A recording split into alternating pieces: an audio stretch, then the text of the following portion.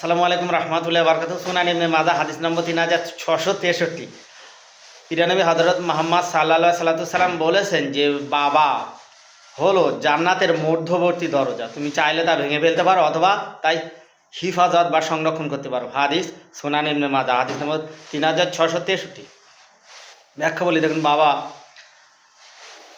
অবশ্যই সে মুসলিম হোক আর অমুসলিম হোক, তাকে যত্ন করতে হবে, দেখভাল করতে হবে এবং রব্বির হামহুমা কামা রাব্বায়ানি সগীরা, আল্লাহ কোরআন পাকে বলে দিয়েছে।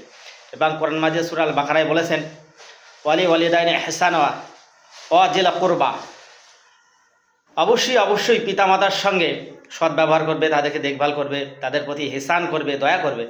ছোটোবেলায় তারা আমাদের যেভাবে লালিত পালিত করেছে, তারা যখন বৃদ্ধা হয়ে যাবে তাদেরকে সেভাবে লালিত পালিত করতে হবে। যেমন তারা আমাদের চুল কাটতে সেই 5 টাকা করে দিত, আর সেই তেমাথায় চৌমাথায় নিয়ে গেলে সে ব্যাটারির উপরে বসিয়ে, আর সেই নাপিত দাদু ছিল 2 হাঁটুর ভিতরে মাথা গুজে দিয়ে এবারে খচখচ করে চুল কেটে দিত, আর শিশির লাগতো এখানে কানে চাষতো, মনে আছে?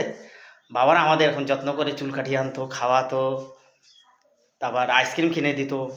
বাবারা যখন বয়স্ক হয়ে যাবে তখন বাবাদের ওইভাবে যত্ন করতে হবে, ভেঙে ফেললে হবে না। অবশ্যই বৃদ্ধাশ্রমে অবশ্যই যারা পিতামাতা দিয়ে রেখেছেন তাদের প্রতি আমার ধিক্কার।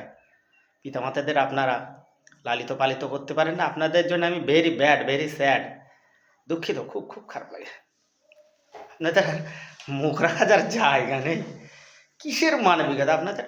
সারা পৃথিবীর যদি মানুষ আপনাকে মানুষ বলে, তো আমি মনে করি আপনি মানুষ নন। পিতা মাতাকে আবার বৃদ্ধাশ্রমে রাখে, কারা এরা? কোথা থেকে এলো?